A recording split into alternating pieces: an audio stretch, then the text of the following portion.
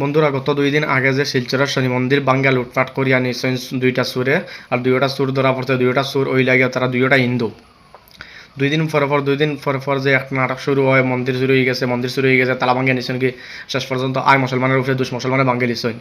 এখন বর্তমানে ধরা পড়ছে যে এই 2 কুখ্যাত চোর তারা ওই লাগে 2টা হিন্দু করিমগঞ্জের যে RSSর 2 ফাটা আছে যে কোনো কিছু ওইলেও 19 থেকে 20 ওইলেও যে নাই ফাটার লাখান গুণ রইল হিদিও এখন ইতা দেখেন না এখন ইতা নিয়ে তারা মাত্রা নাই ও যদি চুরি ধরা পড়তো না আসামি যদি সাব্যস্ত করা না যাইতো তে তারা দেখলা এনে ফাটার মতো না ইয়ে গুণ রাখিলা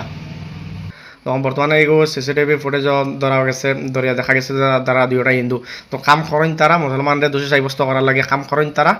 আর দোষ দেয় মুসলমানের উপরে আপনারা ভিডিওটা বেশি বেশি করে শেয়ার করবো আমি স্ক্রিনে ভিডিওটা লাগিয়ে দিব আপনারা ভিডিওটা দেখে রাখো সম্পূর্ণ ভিডিও